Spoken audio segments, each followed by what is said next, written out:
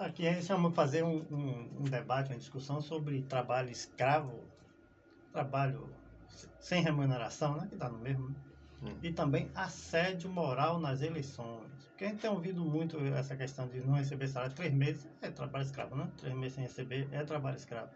E assédio moral nas eleições é um tema que o Ministério Público está debatendo. Porque você mandar um funcionário público ou privado para alguma manifestação ou pedir voto, tanto funcionário público ou privado, para determinado candidato é assédio moral, né? Assédio moral, coação, né? Isso, justamente. A gente tem acompanhado você, eu tenho acompanhado você desde que você foi eleito, antes até. Da primeira vereança. Você tem muito conhecimento nessa área, por isso a gente chamei você primeiro. Tem condição do vereador fazer leis ou orientar o trabalhador para evitar esse tipo de coisa? Rubem, o Brasil é um país muito jovem, né? Tem um processo de lutas, muitas conquistas, e o direito à remuneração do trabalho, o fim da escravidão no país, que é algo ainda muito recente, né? De pensar que há 120 e poucos anos atrás ainda tinham escravos, né? Que eram pessoas nossas, parentes, bisavós, tataravós, e conseguir esse direito ao trabalho digno, à remuneração, reconhecimento de direito trabalhista, FGTS, a Previdência Social, tudo isso foi luta, foi objeto de muita luta, né?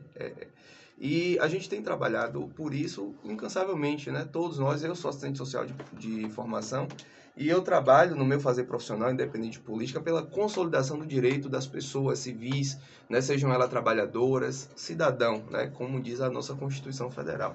E quando a gente fala de trabalho escravo num tempo desse, eu acredito que seja uma relação direta com a situação daqui de Birimbau, né? Onde os trabalhadores, especificamente funcionários públicos contratados, que estão aí há 3 meses sem receber dinheiro, seu salário, como falam aí nas ruas. O comércio já comenta muito sobre isso.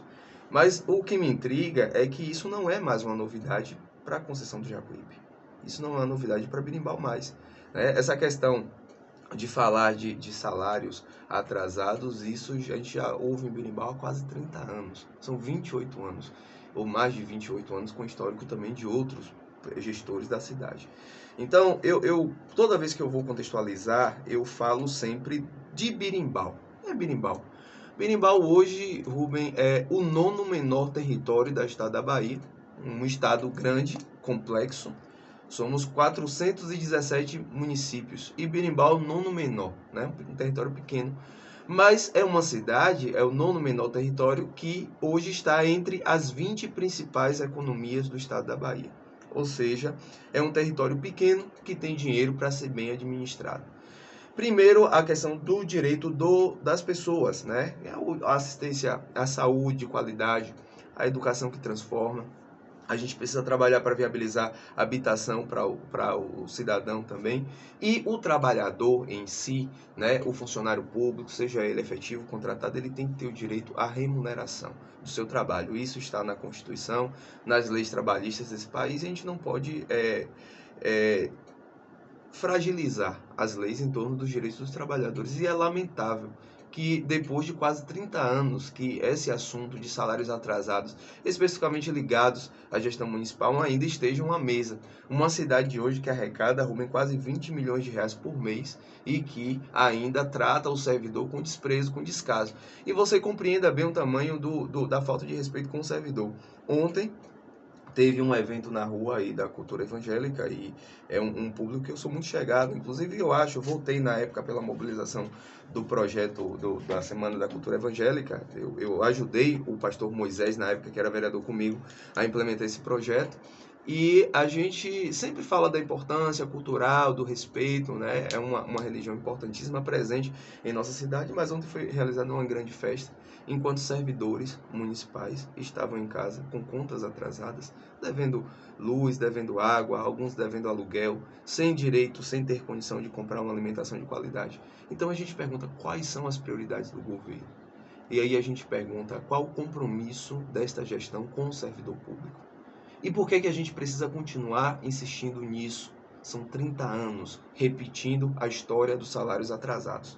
E não dá para a gente achar que isso é normal, porque de fato não é. E a chave da mudança está na mão das pessoas, está na mão do cidadão conjacuipense, é quem recebe isso. Quando se fala, Rubem, de salário atrasado, além de você ferir diretamente um direito do trabalhador, do cidadão, a gente mexe com uma mola importantíssima que faz a cidade se movimentar, que é o comércio. O potencial comercial dessa cidade é imenso, né? Você vê que hoje já tem aqui um forte potencial para muitas áreas do comércio. Você vê muita coisa que só acontecia em Feira de Santana, hoje está aqui dentro de Berimbau, né? Você vê Berimbau hoje é uma cidade que tem uma loja das Americanas, a rede das Americanas, e assim é uma empresa grande que só vai se instalar numa cidade que tenha potenciais consumidores para ela, e o potencial consumidor está ligado diretamente à questão da remuneração e financeira. Então, assim, hoje, loja de moto, tem quantas lojas de moto? Antigamente a gente precisava ir à Feira de Santana resolver isso. Laboratórios importantíssimos, rede de lojas de imóveis aqui na cidade, oferta de serviços diversos. O setor imobiliário na cidade é aquecidíssimo, né? Qualquer loteamento que surge em Berimbau, ele é recorde de venda, é tudo muito rápido, né? Tem a empresa Mondial aí, que é um braço fortíssimo dessa cidade, que ajuda ao trabalhador a colocar o dinheiro para circular no comércio, que dá a condição ao trabalhador de fazer a economia do município girar. Então, assim, são N fatores que fazem com que Berimbau seja uma cidade muito grande, especial. Agora, ela precisa ser bem cuidada. A nossa cidade, a nossa Berimbau, ela precisa ser bem administrada. E isso passa por prioridades. E aí você me pergunta de quais são as reais prioridades de um município como esse. Uma cidade muito jovem, são 63 anos de emancipação política, vai completar aniversário agora em outubro, mas que tem um potencial de crescimento muito grande, como eu falei aqui, as relações do comércio. Uma cidade que precisa, Rubem, ter o seu trânsito bem cuidado. A gente precisa fazer intervenções de trânsito de forma urgente, porque é uma cidade que foi projetada no passado e que não tem condição nenhuma de continuar crescendo com as condições que ela tem. Quando você olha aí, você cidadão que está me ouvindo agora, quando você vai olhar a situação da Avenida Getúlio Vargas, que hoje é uma avenida que tem um potencial comercial e que os comércios estão de fato tomando conta de toda Getúlio Vargas, as residências que tem são mínimas, mas uma cidade que não tem fluidez de trânsito. A gente não tem estacionamento, não tem mobilidade urbana, não tem estratégia de mobilidade urbana, de transporte público, uma série de questões que precisam ser cuidadas. Quando a gente olha para o cidadão conjacuipense, os filhos de Berimbau e os que chegaram, os chegados em Berimbau, que também trabalham para que essa cidade cresça, a gente precisa trabalhar para priorizar os seus direitos, né? Respeitar direitos do cidadão que estão inscritos na Constituição Federal. E quando se falam em obras e as pessoas falam muita coisa que tem acontecido na cidade de fato, mas hoje a gente convive com a realidade onde o município deve muito, né? As obras que estão acontecendo na cidade são obras com recursos de dinheiro emprestado do Banco do Brasil, né? Operações de crédito escandalosas que aconteceram na cidade, sejam elas para a construção do Hospital ACM, que nunca aconteceram, para esses calçamentos, que nós vamos ter que pagar durante 9 anos. Né? O gestor que chegar, a partir do dia 1º de janeiro, o outro gestor que tomar posse em janeiro, terá a obrigação de assumir empréstimos, financiamentos aí ao longo de 9 anos. É uma cidade que hoje, infelizmente, está endividada. São 23 milhões de reais a Previdência Social, ao INSS. Berimbau hoje deve 23 milhões de reais ao INSS. Isso inviabiliza a Seguridade Social do trabalhador, né? Também, quando a gente está no tema do trabalho escravo. E o trabalhador, na hora de se aposentar, ele tem perdas salariais porque as suas contribuições não são completas. O INSS, quando vai calcular a aposentadoria, ele calcula a média das últimas 150 contribuições. Quando há falta de contribuições, há a perda do cálculo do salário da aposentadoria do servidor. Então, eu acho que são as prioridades: cuidar da nossa cidade, a infraestrutura. Eu acho que respeitar o cidadão, né, nos seus direitos constitucionais, no direito à saúde. A gente não pode, Rubens, se acostumar com filas de saúde pública. A gente precisa oferecer à população uma educação de qualidade. Ontem eu estive no Bessa, a condição da escola João Pimentel Ribeiro é terrível. A escola está muito feia, abandonada, parece um prédio abandonado.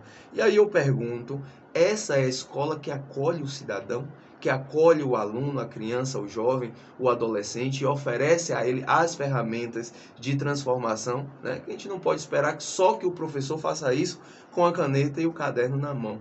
Eu acho que o ambiente onde o processo educacional é executado, ele precisa ser um ambiente acolhedor e bem cuidado.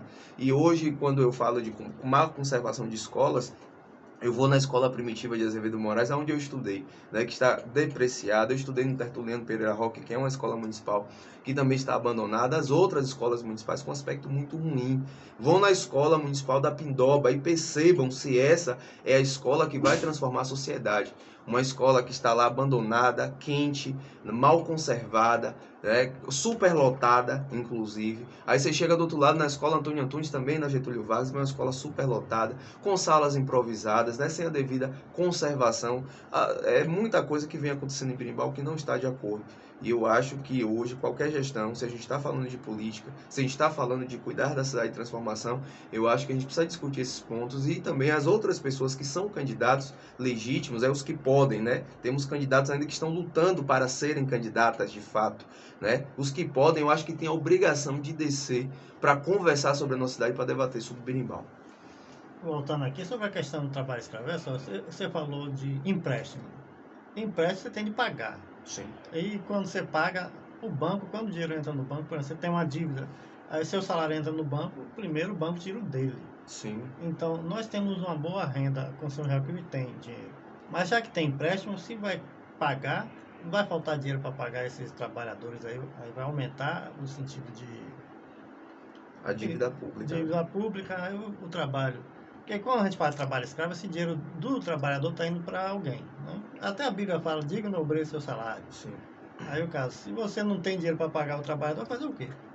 É. Aumentar a escravidão?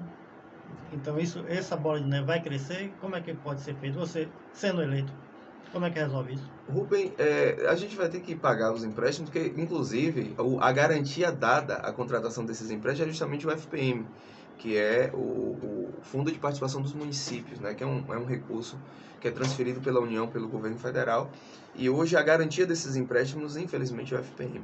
Quando ele chega lá na conta do Banco do Brasil, ele já está descontado o valor dos empréstimos. E quando você fala disso também, de desconto de empréstimo, tem outra coisa. O servidor do município também, que tem empréstimo consignado com bancos conveniados, a Caixa Econômica, por exemplo. A prefeitura recolhe do trabalhador no seu contra-cheque, mas não tem repassado o valor à Caixa Econômica. Tem funcionários hoje que precisam tomar empréstimos e que também não conseguem porque a prefeitura também deve à Caixa Econômica. E quando você me pergunta, e se você for eleito, qual o tratamento que você dá? Rubem, o trabalhador, né, você acabou de falar, isso é bíblico, né? O trabalhador faz jus ao seu salário. E eu acho que a gente precisa respeitar isso.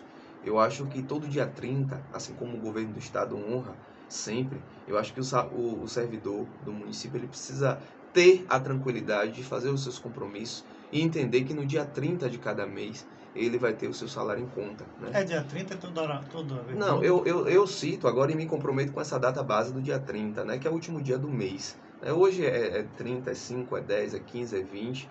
Já teve lei, já teve calendário, essa gestão já fez calendário, descumpriu com tudo. E hoje recebe quando dá. Isso é um processo, é fruto de uma ingerência, é fruto de irresponsabilidade. E o meu compromisso com o Berimbau, quando você me pergunta se eu for eleito, isso aí eu tenho certeza e me comprometo com a sociedade conjacuipense que não será um problema para o Berimbau. A gente não vai ter que tratar sobre data de pagamento de salário, porque a data correta é dia 30 de cada mês. Falando aqui, o trabalhador que tem seu salário, de novo, nesse tema, né? Aí lembrando de Amélia, você aqui também conhece. Amélia Rodrigues, do Ministério Público do Trabalho, várias vezes invadiu não, né? Entrou na usina Aliança, resgatou trabalhador escravo. Aqui não pode fazer um tipo de ação assim?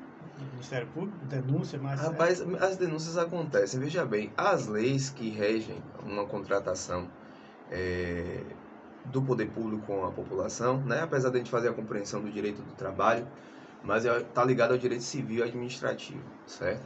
É uma relação do regime de contratação, né? Do REDA, que é um regime de contratação específico. As relações que o município estabelece com o servidor comissionado está dentro do direito administrativo e não podem, inclusive, ser requisitados dentro da Justiça do Trabalho. Eu acho que o juiz disso tudo, Rubem, tem que ser o povo. A nossa parte, enquanto vereador, hoje eu sou vereador, não isento da responsabilidade. Eu cobro, a gente faz cobranças na Câmara, a gente comunica às instituições judiciais sobre isso, mas eu acho que o grande juiz que vai julgar essa questão do salário é o cidadão conjacuipense, é o servidor municipal. São as pessoas que estão diretamente envolvidas nisso e o cidadão também comum que acompanha essa dinâmica, é o comerciante que sente lá no seu caixa quando a prefeitura deixa de honrar com os compromissos dos salários. Então, eu acho que o grande juiz disso tudo é o povo, e eu acho que o dia é 6 de outubro, para a gente dar resposta a tudo isso.